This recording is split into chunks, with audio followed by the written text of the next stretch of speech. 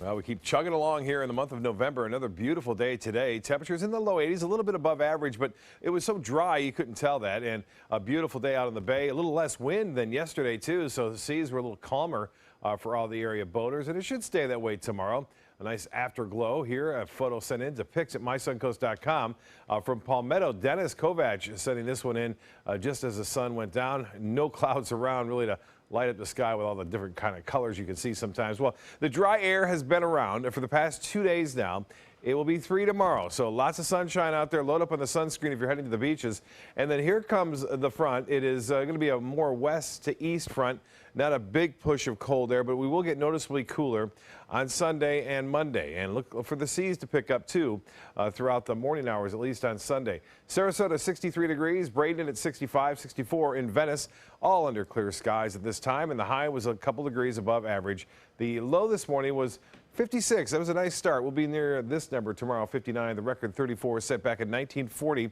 And it's been dry so far for the month of November, as it typically is, but it's really abnormally dry. Temperatures around town, 63 in Braden, Longboat Key at 65 degrees, a little bit cooler inland, 63 at Rosedale, the Meadows at 62, and 67 degrees Anna Maria, 63 on Siesta Key, and temperatures into the mid-60s right near the coast at Venice, Inglewood, and Rotunda, right around 66 degrees. Now, as far as the forecast goes tomorrow, I mentioned another beautiful day in store. Lots of high pressure around. That means plenty of sunshine. Temperatures will be a couple degrees above average, but it will stay noticeably dry. So the humidity will be low throughout the day tomorrow, something we don't normally see here for that extended period of time. But it will be nice, and the winds won't be all that strong out of the northeast. There could be a little bit of patchy fog forming mainly inland tomorrow, but not much. Those winds staying rather light throughout the day, and even in through Saturday, it should be similar conditions. The winds will pick up, obviously, when the front approaches late Saturday night and Sunday morning.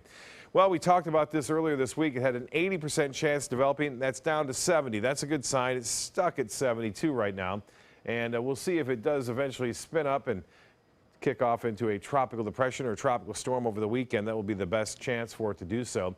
Conditions are somewhat more favorable over the weekend. We have this strong shear in the upper levels of the atmosphere. You'll notice the motion, it looks like, of these clouds off to the northeast, indicating some pretty strong upper level winds. I mentioned the 70% chance the next 5 days. The next 2 days, it has about a 20% to 30% chance. Well, the front comes down, produces a few showers, not many over the southeast. Cold air to follow, and cold for Florida standards. We're talking highs on Sunday and Monday only around 70 degrees. You can see some of that cold air starting to gather across the northern plain states into Colorado as well as into Montana. For boaters, shapes up like this, northeast north winds at 10 knots.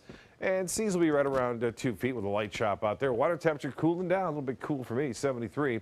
High tide at 122 and a low tide at 10:12 tomorrow morning. The forecast, seasonal, mostly fair, mild, and low temperatures in the upper 50s. And as far as the forecast goes tomorrow, another gorgeous day, beautiful, 82 for your high. The extended forecast does call for breezy and chilly weather to move in on Sunday and Monday. Thanksgiving, by the way, looks very nice with highs in the upper 70s.